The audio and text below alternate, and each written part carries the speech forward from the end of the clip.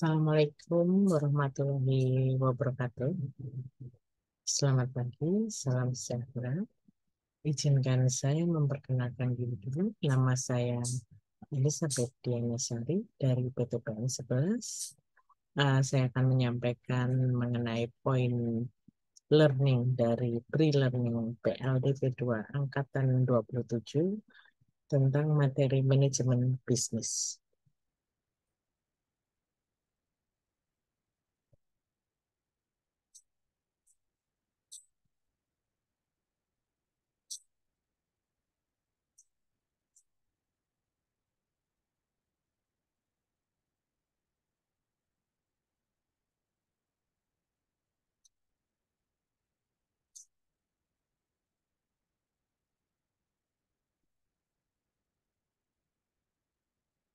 Yang pertama yaitu perihal intermediate management skill. Yang pertama kita pahami mengenai konsep bisnis dan profit. Bisnis yaitu organisasi barang dan jasa untuk mendapatkan keuntungan. Kemudian yang dimaksud profit adalah selisih pendapatan dan biaya, trade-off atas uang dan waktu yang dikeluarkan. Permintaan dan penawaran dalam ekonomi pasar yang dimaksud dalam permintaan yakni kemauan dan kemampuan pembeli untuk membeli produk, baik itu barang maupun jasa, serta penawaran yang dimaksud adalah kemauan dan kemampuan produsen menawarkan produk untuk dijual. Lingkungan eksternal bisnis yakni segala sesuatu di luar organisasi yang mungkin mempengaruhi jalannya organisasi, baik itu bisnis domestik, bisnis global, teknologi, politik, hukum, sosiokultural, dan ekonomi. Sumber daya organisasi bisnis di sini ada 4. Yang pertama yaitu SDM, terdiri dari talent manajerial dan tenaga kerja. Kemudian sumber daya keuangan, investasi modal mendukung operasional berlangsung dan jangka panjang. Kemudian yang ketiga yaitu aset fisik, terdiri dari bahan baku, kantor, fasilitas produksi, serta peralatan. Kemudian yang keempat informasi, data yang dapat digunakan, serta informasi. Tujuan dasar manajemen ada 2, efisien dan efektif. Kalau efisien bisa diartikan sebagai menggunakan sumber daya dengan bijak dan dengan cara hemat biaya. Kemudian kalau efektif bisa diartikan sebagai membuat keputusan yang tepat dan berhasil menerapkannya.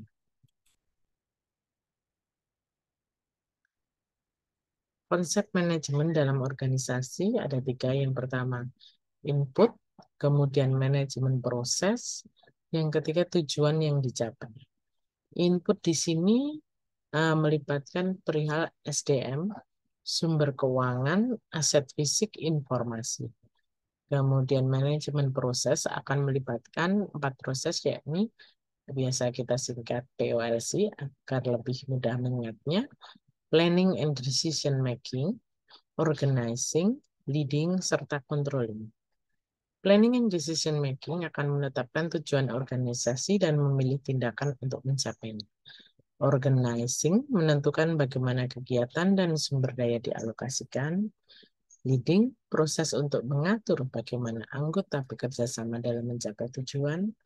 Controlling, memantau proses tersebut menuju tujuan. Tujuan yang dicapai akan melibatkan proses bagaimana bisa efektif serta efisien. Bahasan selanjutnya adalah perihal manajer.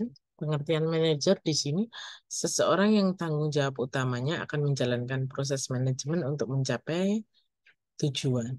Seseorang melakukan fungsi POLC atas SDM, sumber keuangan, aset fisik, dan informasi. Tipe-tipe manajer berdasar level ada 3, top manager, middle manager, serta first line managers. Top managers, sekelompok kecil eksekutif yang akan membuat tujuan serta strategi kebijakan operasi. Kemudian pengertian middle managers, kelompok terbesar yang akan melaksanakan kebijakan dan rencana top manager, serta mengawasi dan mengkoordinasikan dengan first line manager. First line manager adalah manajer yang mengawasi, mengkoordinasi aktivitas operasional dari karyawan. Sedangkan untuk tipe manajer berdasar area terbagi menjadi 6, marketing manager, financial manager, operation manager, human resource manager, administrasi manager, serta other kinds of manager. Other kinds of manager ini misalnya untuk manajer pada posisi-posisi khusus. Contoh misalnya manajer CSR. Peran dasar manajer menurut Mintzberg adalah kategori interpersonal, informasional, serta decisional. Interpersonal di sini berarti akan menjadi sebagai figurehead, leader, serta liaison. Untuk kategori informasional akan melakukan monitor, diseminator, serta speak person. Untuk kategori decisional akan melaksanakan fungsi entrepreneur, disturbance handler, resource allocator, serta negosiator. Managerial skill yang perlu dimiliki seorang manajer ada 7. Yang pertama teknikal, yakni kemampuan khusus yang akan berkaitan dengan jenis pekerjaan. Yang kedua interpersonal, kemampuan komunikasi, memahami serta memotivasi. Yang ketiga kemampuan untuk konseptual atau berpikir abstrak. Yang keempat diagnostik, memvisualisasikan respon yang paling tepat terhadap situasi yang sedang dihadapi. Yang kelima, communication, menyampaikan ide atau informasi. 6, decision making, yakni akan memilih tindakan tepat untuk memecahkan masalah serta memanfaatkan peluang. Yang ketujuh, time management, untuk memprioritaskan pekerjaan, efisien, serta pendelegasian yang tepat. Sistem perencanaan dan pengendalian perusahaan. Ada 4 topik di sini, yakni anggaran operasional, anggaran berbasis aktivitas, proses dan struktur pengendalian manajemen, ukuran kinerja, dan kompensasi manajemen. Untuk bahasan yang pertama mengenai anggaran operasional, kegunaan anggaran di sini akan menyelaraskan rencana strategis, koordinasi, bagian pertanggungjawaban sebagai dasar evaluasi kinerja. Anggaran di sini termasuk salah satu jenis bentuk planning. Anggaran atau budget, yakni rencana tertulis mengenai kegiatan perusahaan yang akan dinyatakan secara kuantitatif dalam satuan uang untuk jangka waktu tertentu.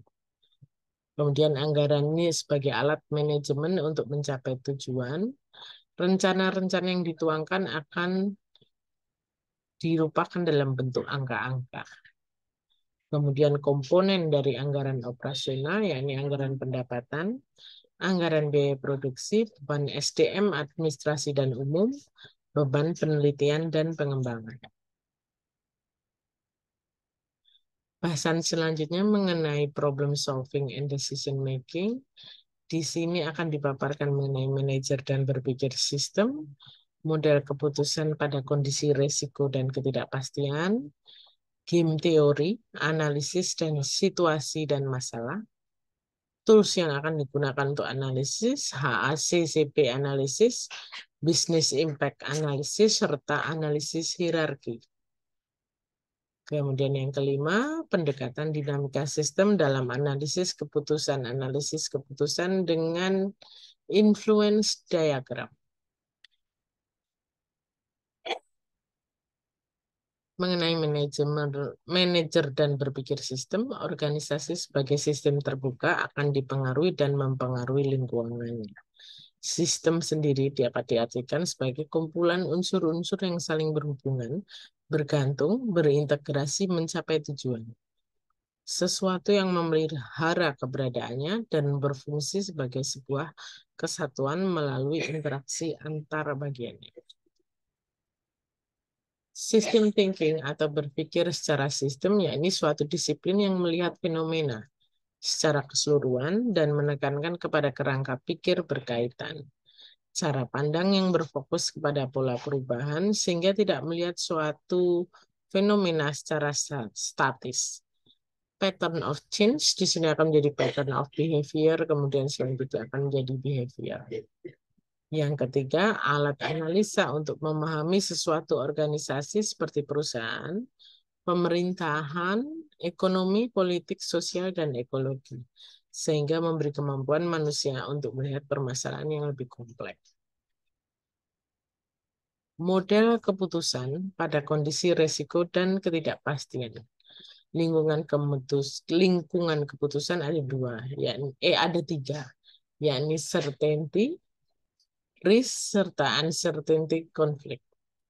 Permasalahan manajemen dalam konteks analisis keputusan, strategis, taktis, operasional yang dipengaruhi jangka panjang, menengah pendek, lingkungan, kemudian sifatnya.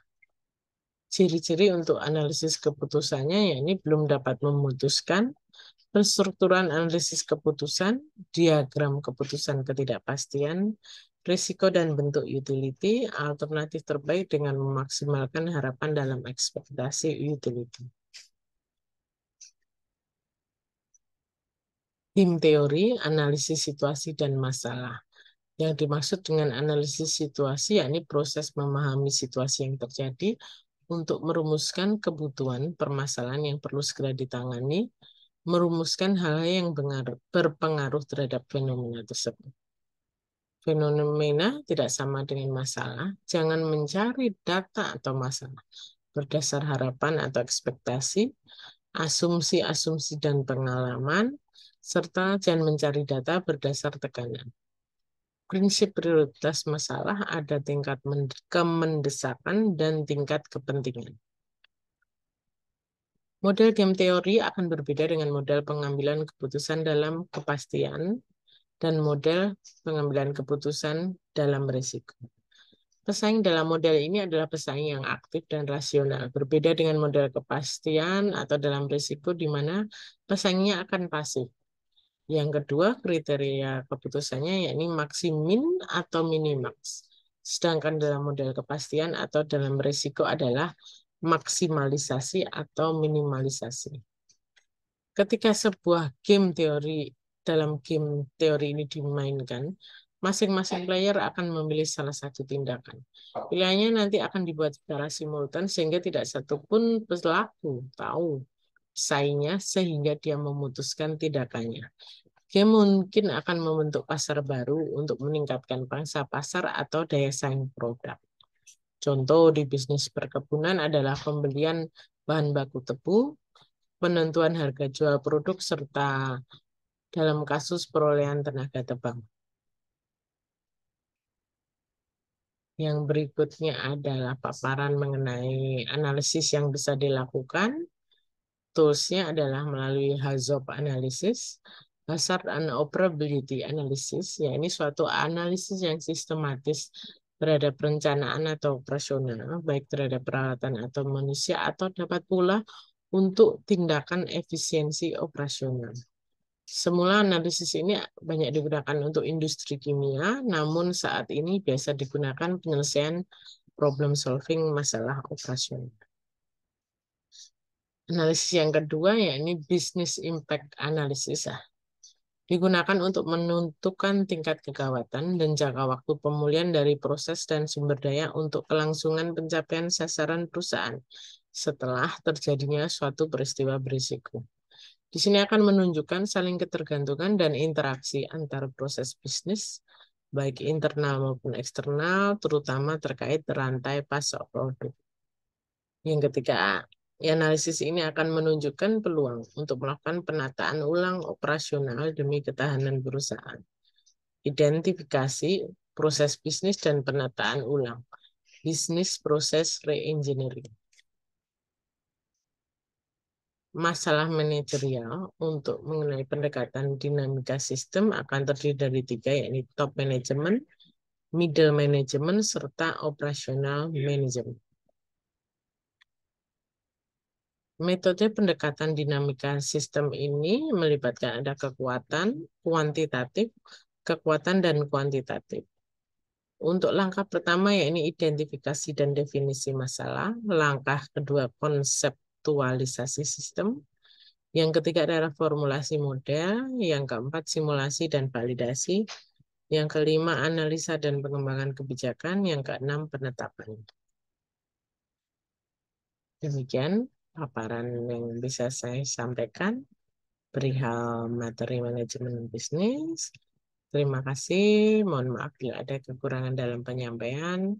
Wassalamualaikum warahmatullahi wabarakatuh.